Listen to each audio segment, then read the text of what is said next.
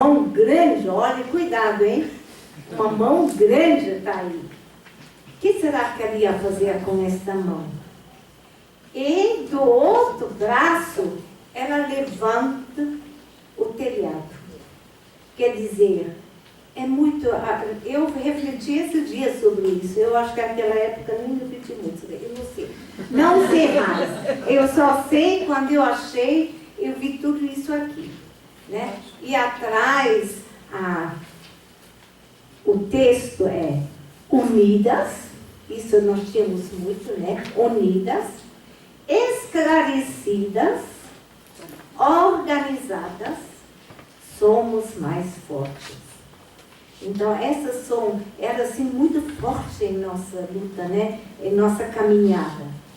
Bom, aí eu fui e abri esse folheto. Essa não está com vocês, está só comigo. E eu vi aqui, nossa, foi escrito 14 de março de 82. Foi no Dia Internacional da Mulher de Vila Remo. Uma pessoa integrante desta mesa escreveu esta poesia. Eu posso ler? Pode. Posso? Posso ler, gente? Ah, tá. Então tá bom. Aí depois vocês vão adivinhar quem escreveu, tá? Mulher, se chama assim, mulher. Mulher, vida é que tu és. Sábia, sabedoria de todos os oprimidos. A vida que buscas na justiça de ser mulher, na beleza de ser mulher. Mulher que com suas mãos constrói tudo belo, forte e resistente. Tu és operária. Operária que tece os fios para vestes de outros, que conduz a máquina, que montas o relógio para marcar tão pouco tempo e tão grandes frutos. Mulher, que a cada dia é mãe, mãe de filhos de tantos ricos, empregados do dinheiro, dos donos do poder. Tu que lavas a roupa, a casa que não tens, que alimentas cozinhando o que vai pensando em teu próprio filho que nada tem. Mulheres, donas, herdeiras da história, que a cada dia labuta para proteger seus filhos. Dona de casa, muitas vezes sem casa e sem abrigo. Mãe, natureza e liberdade. Belo é o fruto do teu ventre, mulher. Mais belo ainda será o fruto de nossos ventres, mulheres. De nossas cabeças, de nossas mãos, de nossa voz. Mais belo ainda será o fruto de nossa ação. São juntos e juntas mulheres e homens de boa vontade, e a mãe com seu filho criança, e todas as mulheres com seus namorados brincarão livres, correndo pelos campos da liberdade.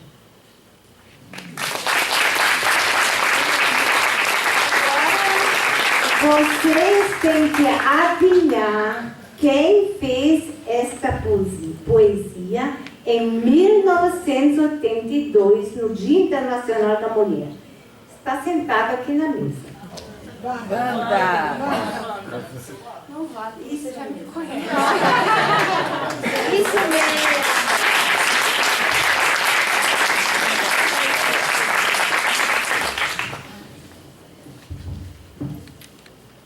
Agora com vocês. E Com vocês, a Wanda, então.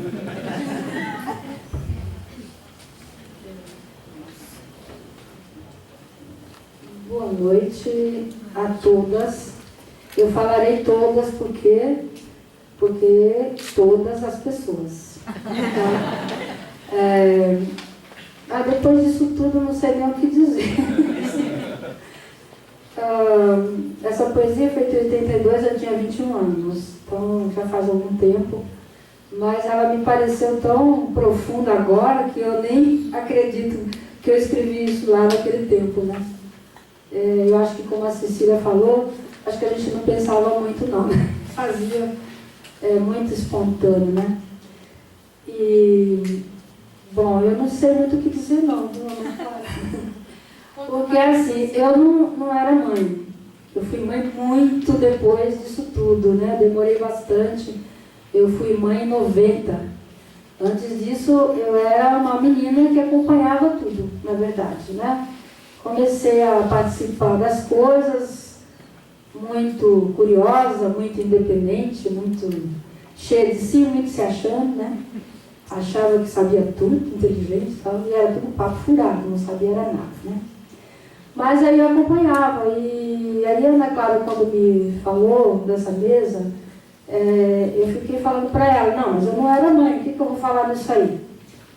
E aí ela falou, sei lá, você fala da sua história. A minha história não tem nada a ver, ou tem tudo a ver, eu não sei, na verdade, com isso. Então, eu pensei o seguinte, eu acho que talvez não tenha nada que elas não tenham dito com relação à história das mulheres e das mães desse período. Talvez tenha a minha visão, que estava um pouquinho assim mais jovem do que ela, não muito, mas um pouquinho mais jovem, né? Me espelhando na minha querida mãe aqui, que foi ela que me trouxe. Na verdade, sem ela, eu jamais teria virado uma militante, que é o que eu me considero.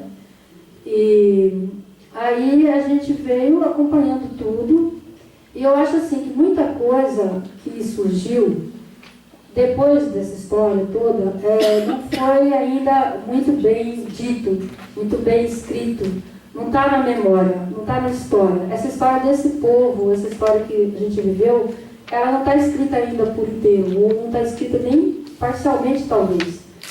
Eu acho que tem muito a ver com várias coisas depois que aconteceram. Então eu queria pegar um pouco esse gancho assim, de que a história dessas mulheres, das mães, dos clubes de mães, elas foram tipo uma semente que germinou por muitas outras coisas que surgiram depois.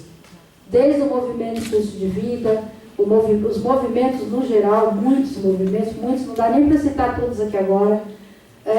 A articulação com o movimento sindical, que eu acho que era fundamental, porque assim, eu lembro da minha mãe em 78, 77, até antes disso, na época da chapa 3, quando foi a chapa 3? 78? 78, minha mãe falava, vamos acordar, que o santo chamou e a gente tem que ir para a bola de fábrica. E era assim de madrugada, um frio do caramba que fazia naquele tempo. Nós somos em 6 irmãos, somos 6 filhos. Ela arrastava todo mundo, os pequenos, os maiores, todo mundo ia, porque o santo tinha falado da comunidade que precisava ajudar a fazer a campanha sindical da chapa 3, e a gente ia. E depois a gente começou a fazer tanta coisa, a gente ia para pequenininhos até. Eu não era mais velha, mas as minhas irmãs, nós íamos para os lugares, os movimentos, tipo, sei lá, a Assembleia, ela dizia, olha, cuidado, vocês têm que ter cuidado, ditadura militar, os caras podem pegar. Então, sabe o que vocês fazem? Quando vocês verem um movimento assim, vocês, já vai cada um pro seu passe. Aí você já sabe, corre e volta para casa. Então, ela ensinava a gente. Então, essa mulher aqui ela é maravilhosa porque ela acha que, e eu tenho que dizer isso aqui, ela tem conversado muito com a gente, ela tem achado que ela foi uma mãe que não foi muito mãe, que ela não foi muito boa pra gente. E eu digo que muito pelo contrário, ela fez da gente fez da gente cidadã, fez da gente militante, e a gente tem muito orgulho dela. Inclusive, até ontem a gente foi, anteontem, eu e minhas 3 irmãs, nós 4, né? Aí a gente estava falando, porque a gente já está tudo ficando velho também, né? Aí a gente lembrou dela, que a gente andando lá em Curitiba, e aquela caminhada, que não sei se alguém aqui foi para Curitiba, nós estamos aqui, eu estou muito envolvida na luta do Lula livre, acho fundamental nesse momento. E aí a gente foi caminhando, as quatro foram juntas assim. E aí a gente lembrava dela, jamais que ela, se ela tivesse um pouco mais jovens, e ela estava lá fazendo aquela caminhada de 8 quilômetros, porque a gente acredita no processo da luta. A gente acredita que só com luta a gente conquista as coisas. Então, isso veio dessa história. A gente está aqui por causa dessa história, sempre. E essa história fez uma série de coisas aconteceram a partir dessa história. Essa história vem muito casada, por exemplo, um pouco a gente fala isso, né? Ah, a fundação do PT foi o pessoal do ABC. Foi, é verdade, lógico.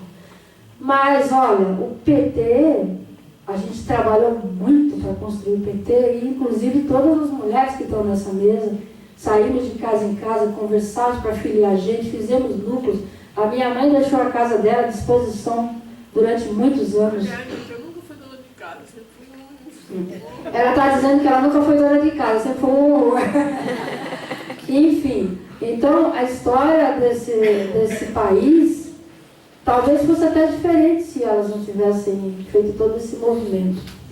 Então eu não tenho nem assim, muito o que dizer, porque eu acho fundamental tanto a articulação das mulheres com o movimento sindical, o apoio, por exemplo, o Comitê de Apoio à Greve do ABC, lá nos anos 79 e 80, foi sem dúvida nenhuma puxado, reforçado e com as mulheres dos clubes de mães.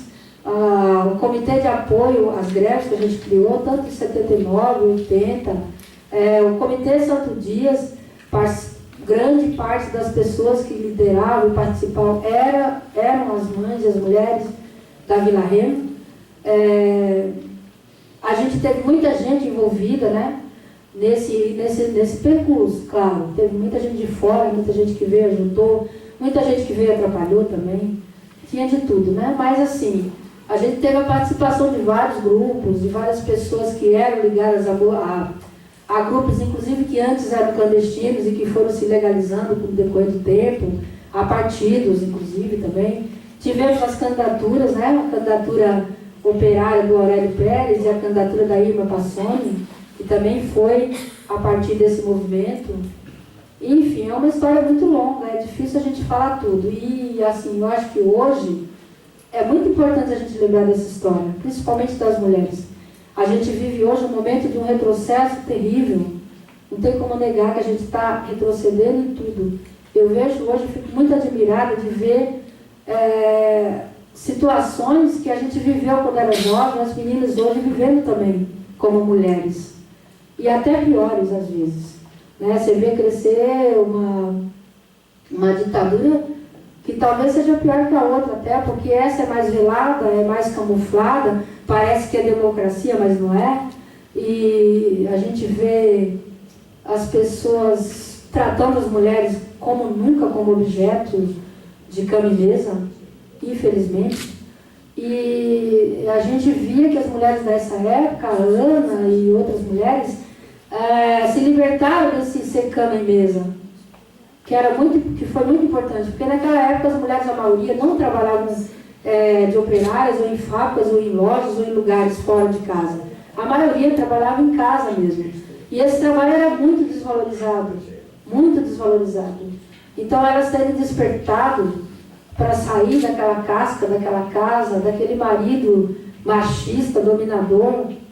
Eu queria até lembrar de uma pessoa que não está aqui, infelizmente já faleceu, mas se chamava Girce, que me marcou muito na minha adolescência, que ela tinha um marido terrível, dominador, cruel, bravo, e ela encarava o marido e ela saía e ela não queria saber, e, enfim. E aí foram aprendendo também sobre a própria sexualidade, isso a gente não pode esquecer disso, né? Tinha muita conversa também sobre a questão da sexualidade, do ser mulher mesmo. E hoje a gente está vivendo uma coisa que acho que as meninas têm que recuperar, na verdade. Talvez não como clubes desse jeito organizado, mas assim, é preciso recuperar a organização. O se encontrar, o se falar. A gente perdeu isso agora com a internet, com isso aqui, né? Que ninguém mais fala com ninguém, quase. Às vezes você vê uma mesa, a pessoa está no celular, outra também, uma ao lado da outra. Então, é bom, a tecnologia é ótima, mas a gente precisa recuperar essas coisas. Então, acho que isso é um exemplo. Essas mulheres aqui, ó, a maioria aí beirando os 80 anos, mais nova. Quantos anos você tem? 75. Então, assim, todo mundo naquela faixa etária já, mas estão aqui. Vocês imaginam se a geração de hoje não tiverem algo para se segurar e conseguir ir, e conseguir lutar, e conseguir ir para frente. Então, eu queria lembrar também das pessoas que ajudaram de fora, eu não vou citar os nomes, porque era muita gente passou por nossa vida, muita gente. E uma das pessoas mais importantes, obviamente, está aqui, todo mundo já falou nele, que é o Padre Luiz. O Padre Luiz era vamos dizer que ele era ele empurrava mesmo. Uma vez ele falou para mim há alguns anos assim, não, você não precisa estar aqui na missa. Vai lá na reunião tal, porque lá tem menos gente, lá é mais importante. Então, ele tinha essa visão de que a igreja se construía no dia a dia com o povo, na luta do povo. E isso foi fundamental para a gente. Você mostrar que Jesus era também o seu irmão, era também a pessoa que estava ali passando fome. Jesus era muita gente. E acho que isso abriu muito, ajudou muito nós. E os grupos que vieram também, que trouxeram outros tipos de formação, outros tipos de leituras, outro tipo de coisa. O Nelson estava falando agora há pouco do Ottaviani, né, Nelson? Que ajudou na formação das pessoas com relação à inflação, como é que funcionava, como é que era a economia. Então, muita gente vinha falar coisas importantes que a gente precisava saber e não sabia. Então, eu acho que eu não sei, é mais ou menos isso. A minha história um pouco assim tem a ver com tudo isso. Eu fui ser operária, né? Eu comecei a trabalhar muito cedo. A gente naquele tempo tinha que ajudar a criar os irmãos mais novos, então sobrava para os mais velhos ter que trabalhar muito cedo, estudar menos, né? Então eu também me formei um pouco depois da idade escolar normal. Eu já fiz ciências sociais, eu fiz letras também, e hoje eu sou professora, mas fui operária durante muito tempo, participei bastante de coisas da oposição sindical. Aliás, era a história que eu também queria escrever um pouco, que era sobre um dos grupos da oposição sindical que é pouquíssimo conhecido e que tinha a ver com essa luta das mulheres também, que era, a gente se reunia na Igreja do Socorro, o chamado grupo de quarta-feira, o Nelson participou bastante, e a gente tinha atividades as mais variadas. Eu não lembro de um dia que eu tivesse um dia sem ter o que fazer. Naquela época a gente tinha sempre o que fazer. A gente tinha grupo de jogos, grupo de teatro, grupo de música, era o jornal da paróquia que a gente fazia no domingo à noite, na casa do Padre Luiz, não deixava nele dormir, entrava no quarto, na cama, sentava lá, tinha um mimeógrafo, tinha não sei o que, a gente fazia o jornal, a gente fazia o teatro, a gente fazia a música, a gente fazia as reuniões do Movimento Coisa de Vida, ia para lá, ia para cá, era da Zona Leste para a Zona Sul no mesmo dia, né? E naquele tempo, lembrando, ninguém tinha carro, ninguém tinha celular, ninguém tinha WhatsApp, ninguém tinha nada. A gente se marcava, tal dia, tal hora, tal local. Tá bom. Eu nem marcava na agenda, porque eu sempre tive o hábito de decorar as coisas, porque, assim, logo de cara o santo já me dizia, é bom você não ficar escrevendo nada, é melhor não escrever. Porque esse negócio de ficar escrevendo, a polícia pode pegar, não sei o quê. Então eu comecei já a decorar. Eu decorava tudo, decorava a data, decorava telefone, decorava... E até hoje eu tenho esse hábito de decorar tudo, eu quase não escrevo. Eu cheguei aqui sem papel, né? Então eu quase não escrevo, e essas coisas assim. Então a gente marcava e aí todo mundo ia.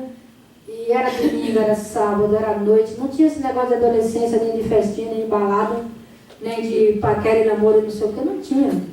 A gente não tinha isso, a gente não tinha essa oportunidade, porque a gente tinha tanta coisa para fazer, que quando caía na cama, caía morto. Dormia e desmaiava, e tinha que trabalhar de novo no dia seguinte, e tinha que fazer a porta de fábrica também. Então era uma vida extremamente agitada o tempo inteiro. E aí muita gente fala, nossa, mas talvez seja por isso que eu estou até hoje aqui. Porque a partir de todas essas coisas eu adquiri talvez uma consciência maior de meu papel aqui, e como é importante eu estar nas coisas. Pode ser que alguém diga, não, mas você faz coisa que tem nada a ver. Bom, não sei, eu faço o que eu acho que é o melhor para o meu país, para o movimento. A gente tem muita consciência, todo mundo aqui nessa mesa tem muita consciência do que é importante para a gente, para o país, para o nosso povo. Então, é o que a gente faz aqui. Hoje também esperamos que a nossa fala ajude alguém a despertar para lutar. Porque a academia, a USP é maravilhosa, sem dúvida. Eu nunca consegui entrar, gente. É a última vez que eu fiz o vestibular aqui, eu não passei por causa de química, tirei 0, sou uma negação. Mas, enfim, eu tentei entrar outra vez também, aí perdi a prova porque teve um enchente perto daqui, eu não consegui chegar. Eu nunca consegui entrar na USP. Mas acho que a USP, tanto a USP como qualquer outra universidade federal e pública, principalmente, tem um papel fundamental, que é o de sair daqui de dentro. É o de sair daqui e ir para as escolas públicas. É o de sair daqui médico, mas ir para o hospital público. É o de sair daqui e ver que lá fora tem um mundo que muitas vezes a gente nem imagina que tem. A gente vai lá na Vila Gilda, onde eu trabalho hoje. Eu trabalho na Vila Gilda, perto de Jardim Aracati, no fundão do Imirim. E aí a gente fala com os meninos, as crianças, as meninas, e assim, é uma coisa tão incrível, assim, porque eu sempre falo para eles, eu estou aprendo muito com eles.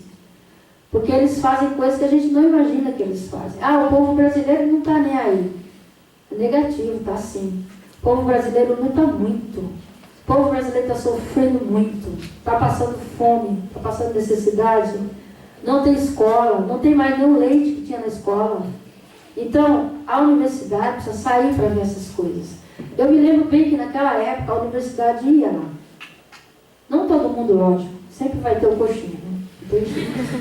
Mas eu acho que quem não é coxinha, e quem é coxinha também é tempo de pensar, né? Manifestou, acho que é tempo de pensar que a gente precisa da universidade. Precisa muito, muito, muito. Porque o povo está sofrendo muito, gente. Muito. Vocês não têm ideia. Quem mora na periferia como a gente mora, a luta deles é a luta para sobreviver. Eu conheço gente que perdeu o emprego, que não tem a menor chance de arrumar emprego mais, que está catando papelão agora. Porque o Bolsa Família era uma porcaria, era uma esmola, era não sei o que. Será? Mas por muita gente o Bolsa Família ajudava pra caramba, gente. E aí a gente está vivendo um momento de retrocesso de tudo. Então, eu acho que o objetivo desse evento aqui, o mais importante seria uma luzinha no final do túnel. Qual é a luzinha no final do túnel, gente? A luzinha é a gente participar, é a gente se unir e é a gente se organizar e se juntar ao povo todo. Claro que nós também somos povo, vocês são povo, todo mundo é povo. Mas eu estou falando do povo da periferia, do povo lá do fundão do Imirim. E a gente precisa se juntar. Passou do tempo já. E aí é isso, convencer as pessoas de que é preciso lutar. E isso as meninas aqui fizeram muito bem. Fizeram muito bem. A mobilização naquela época era impressionante. Se vocês pegarem a história, vocês verão que era impressionante a mobilização. E hoje a gente sempre fala, a gente não consegue mobilizar ninguém. Será? Depende muito, né? De como a gente faz isso. Né?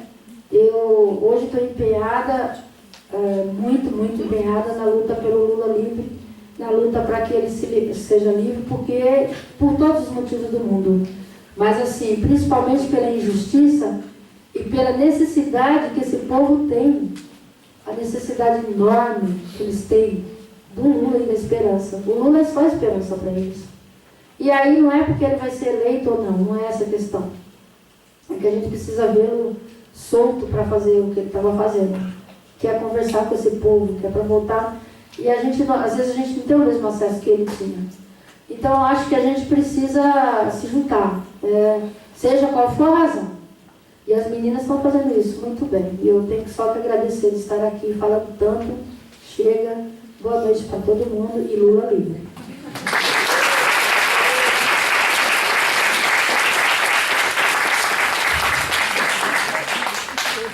Obrigada, Wanda. Obrigada a todas vocês que vieram aqui hoje, que estão dando essa oportunidade da gente encarar essa história e encarar a nossa convocação. vocação agora na universidade pública também, né? A gente queria abrir para o debate, fiquem à vontade para falar, para fazer perguntas para as meninas. Eu acho que não, você podia falar um pouquinho, Nelson. Fala um pouquinho. Ela queria que você contasse um pouquinho mais. Do Otaviano, você falou, eu não lembro direito dessa história. Será que ele pensa? Senta aqui, né?